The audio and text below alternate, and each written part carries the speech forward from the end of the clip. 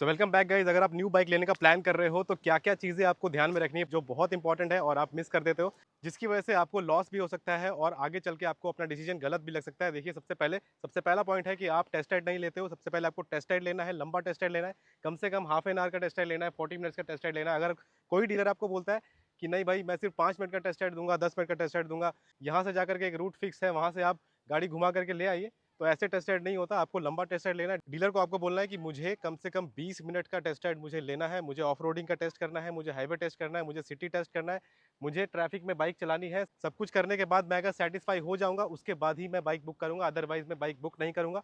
Personally मैंने Triumph speed 400 का लंबा टेस्ट राइड लिया था। मैंने 40 मिनट्स का टेस्ट राइड लिया था, स्क्रैम्बलर का भी लिया था, स्क्रैम्बलर 400 का और स्पीड 400 का भी लिया था।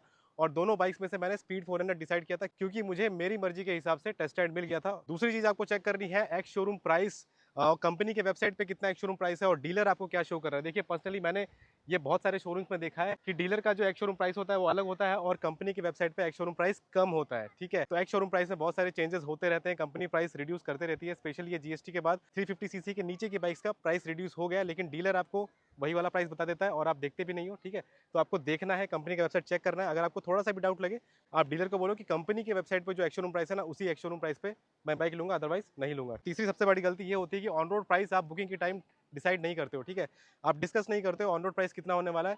देखिए, जब बाइक कोई भी बंदा लेने जाता है तो बहुत ज़्यादा एक्साइटेड होता है, लेकिन जब होता क्या है कि जब आपकी बाइक आ जाती है, डीलर आपको फुल ऑन रोड प्राइस पे करने के लिए बोलता है, तो आपको समझ में आ जाता है कि आपसे ना कुछ ज़्यादा ही ऑन रोड प्राइस लिया जा रहा है। ठीक है, बहुत सारे हिडन चार्जेस होते हैं। डीलर आपको बोलेगा कि भाई बाइक आ गई है, आप फुल पेमेंट करोगे तो ही हम रजिस्ट्रेशन के लिए फॉरवर्ड करेंगे, अदरवाइज नहीं करेंगे।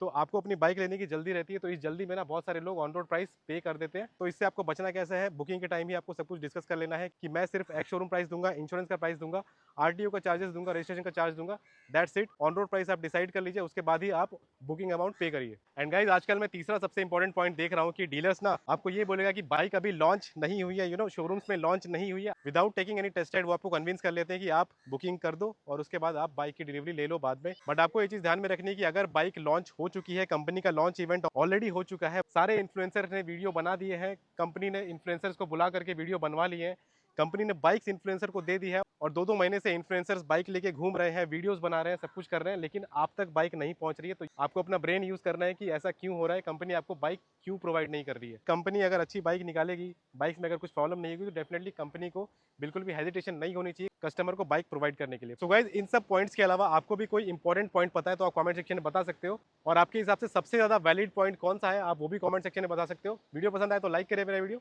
एंड सब्सक्राइब कर लीजिए मेरा चैनल।